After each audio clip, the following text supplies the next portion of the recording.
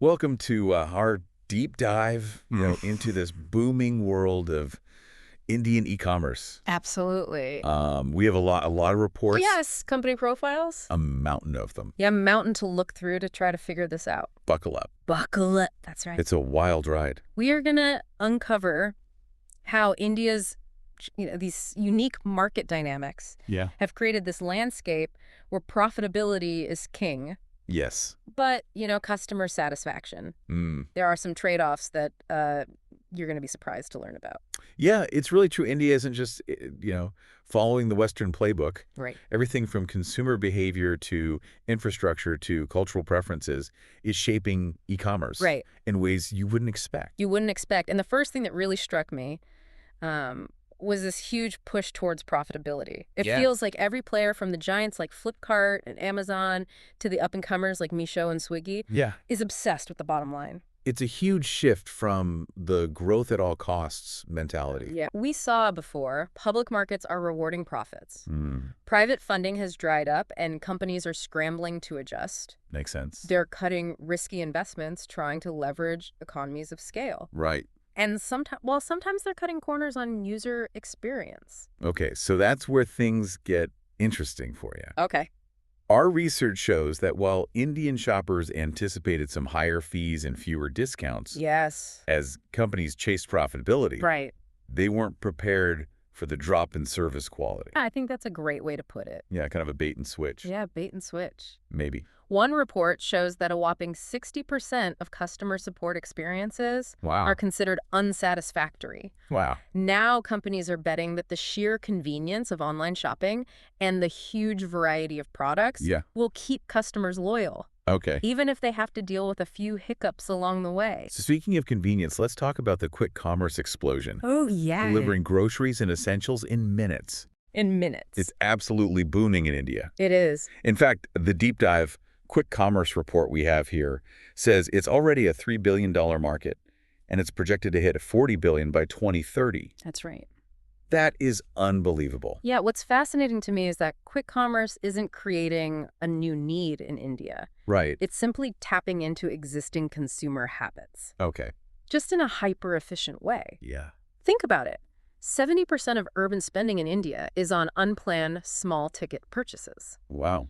Quick commerce is perfectly positioned to capture that. That makes total sense. The Yeah. reports suggest that those small purchases are driven by factors like low disposable incomes, the desire for fresh food, and even limited storage space in homes. Yeah, It's almost like quick commerce was designed specifically for the Indian market. precisely. And the battle for dominance in this space is fierce. Right. Blinkit, which is owned by Zomato, is currently leading the pack, but Zepto is emerging as a serious challenger. Yeah. They're both leveraging technology in innovative ways, optimizing their dark store operations, and even testing out new revenue streams. Okay, hold on. Dark stores. Oh, I think yeah. you might need to explain that one for our listener.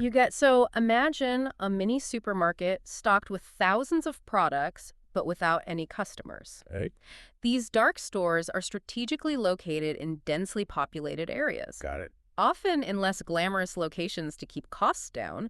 They're designed for speed and efficiency arranged so that pickers can grab items and pack orders as quickly as possible. So it's all about logistics and speed? Is that where the technology comes in? Yes. I read somewhere that quick commerce companies are using some really sophisticated algorithms to optimize everything from inventory management to delivery routes. Absolutely. They're tracking demand patterns in real time, predicting potential stock shortages, and even adjusting delivery zones on the fly to avoid traffic snarls. Wow.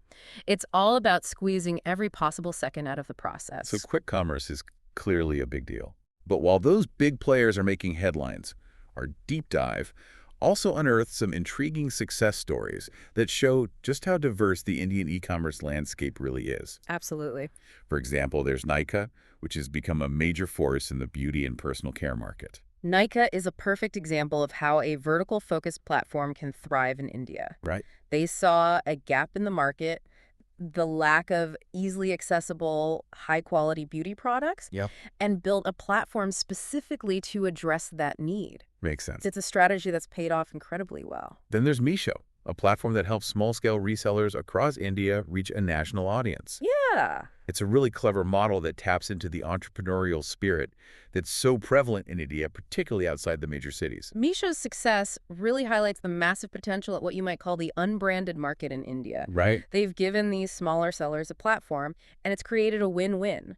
Sellers get access to a much larger customer base, and consumers get access to a wider range of products, often at lower prices. It's been a game changer for a lot of people. So we've got these massive players battling it out for quick commerce dominance. Yes. And then we have these niche players like Nykaa and Misho finding creative ways to carve out their own space in this dynamic market. It's fascinating. It's a fascinating ecosystem. It really is, and we're just scratching the surface. There's so much more to unpack when it comes to quick commerce and the broader trends shaping Indian e-commerce. We're lucky for you, dear listener. We're going to do just that. Stay tuned for part 2 of this deep dive, where we'll delve deeper into the nuts and bolts of quick commerce, explore its operational model, and really dissect this battle for market dominance. Can't wait.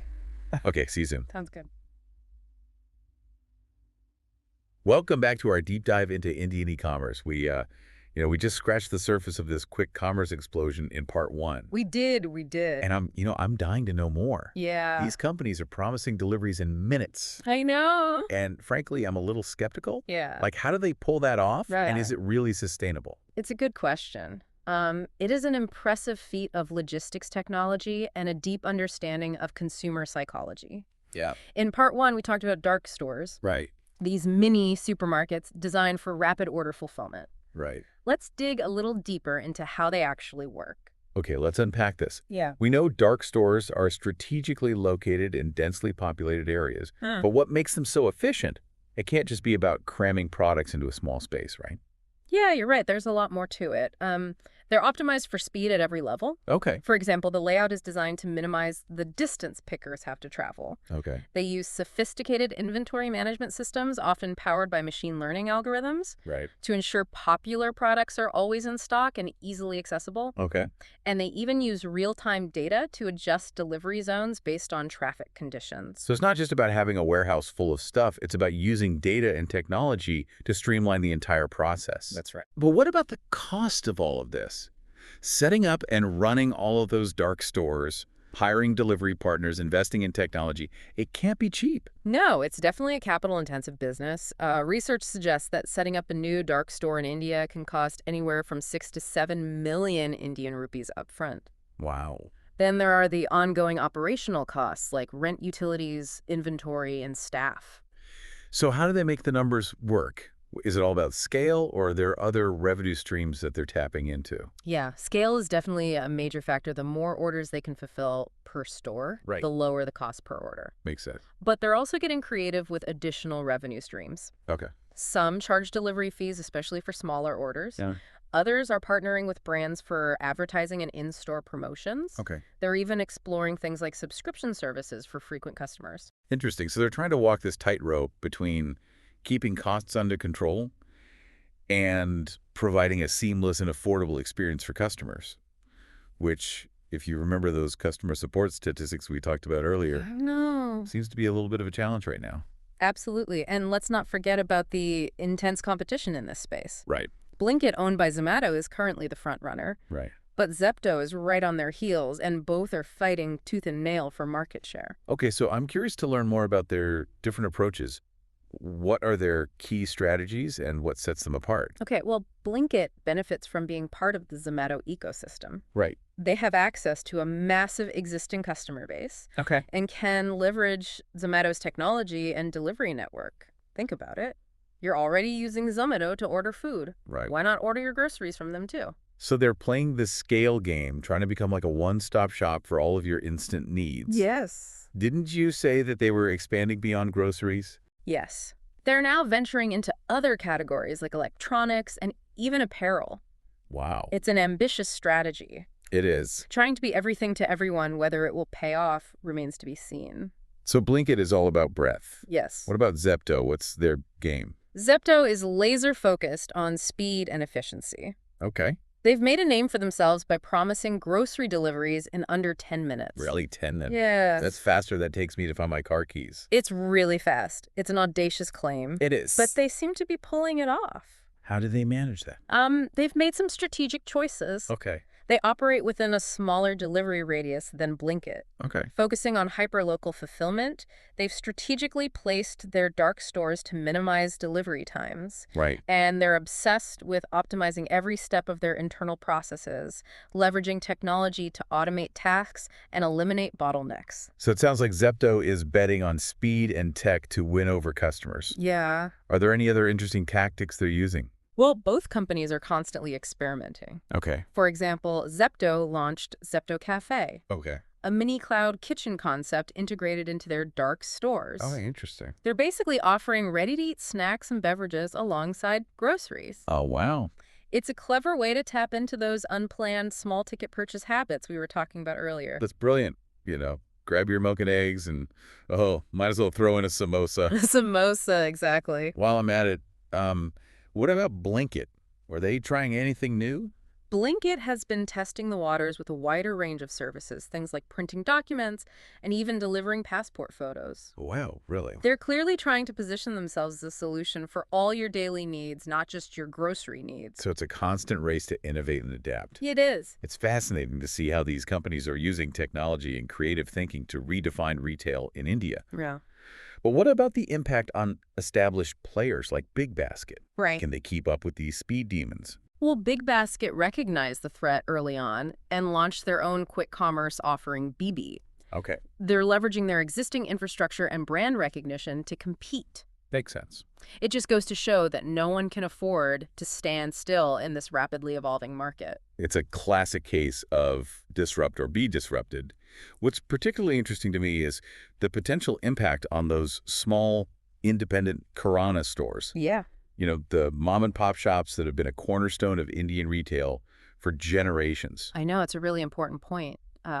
Quick commerce presents both a challenge and an opportunity for these traditional retailers. Okay. On the one hand, they're facing increased competition and pressure on margins. Right. But on the other hand, they have the potential to partner with these platforms. Right. Acting as hyper-local fulfillment centers, this would allow them to tap into the quick commerce infrastructure, reach a wider customer base, and even offer unique products that might not be available on the larger platforms. So it's not necessarily a zero-sum game. Mm-hmm.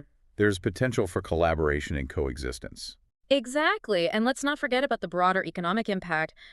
Quick commerce is creating a whole new ecosystem of jobs. From delivery partners and dark store staff to warehouse workers and the tech specialists who develop the algorithms that power these platforms. It's a ripple effect that extends far beyond just the individual companies. Absolutely. But let's be honest, is this level of growth really sustainable?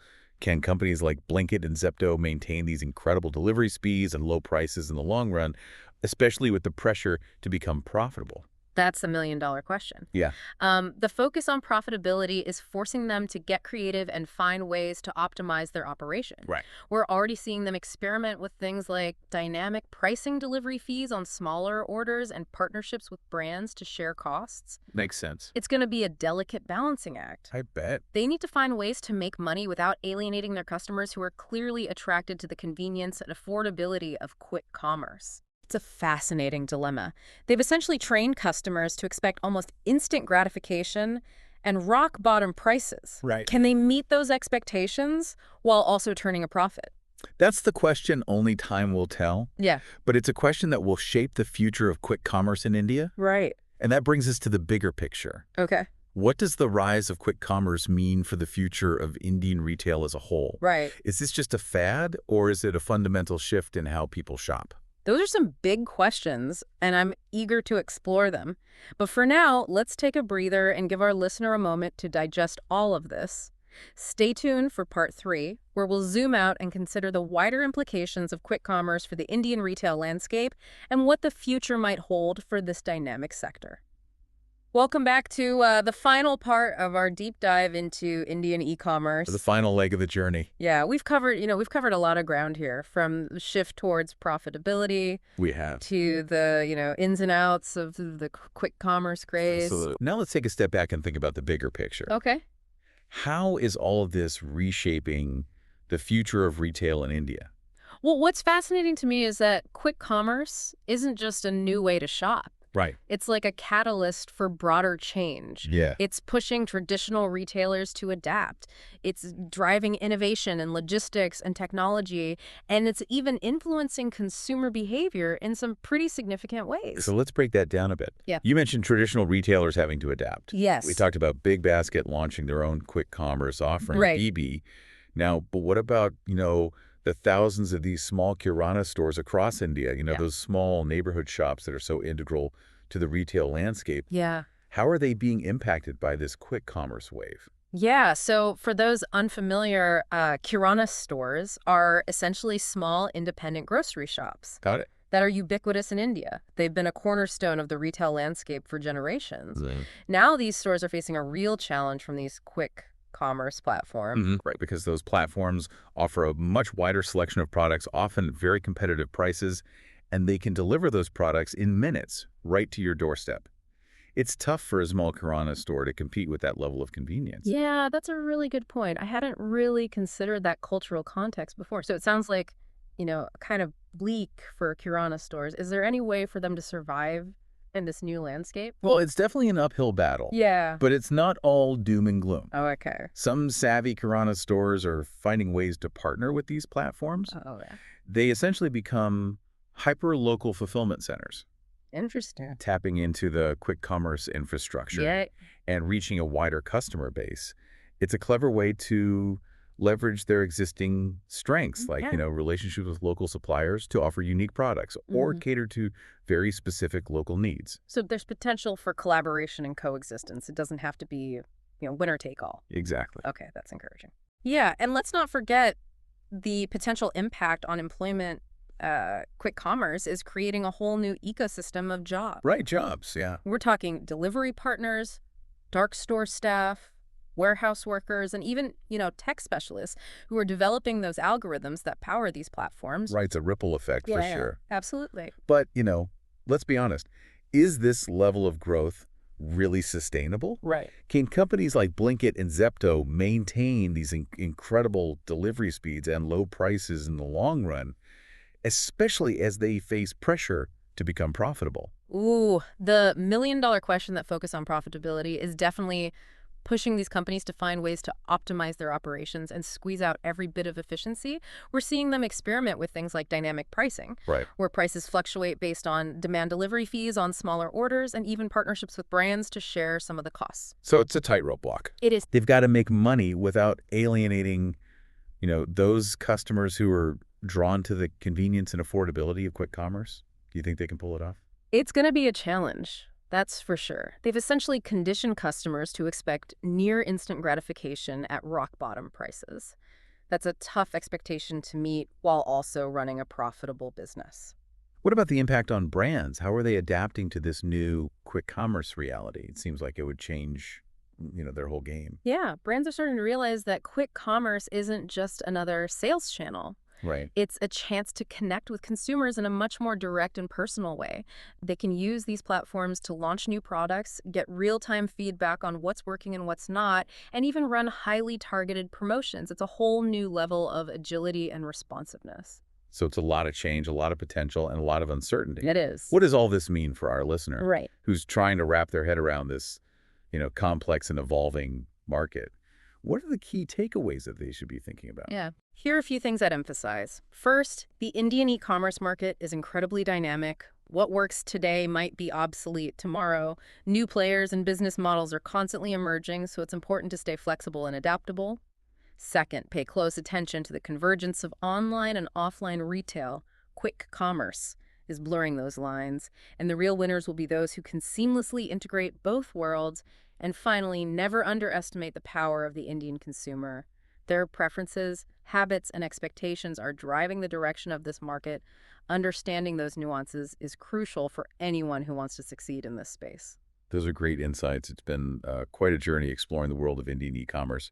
Thanks for diving deep with us today. My pleasure. And for our listener, we hope you've enjoyed this deep dive and come away with a better understanding of the forces shaping the future of retail in India. Until next time, keep exploring, keep learning, and keep an eye on India. It's a market full of surprises.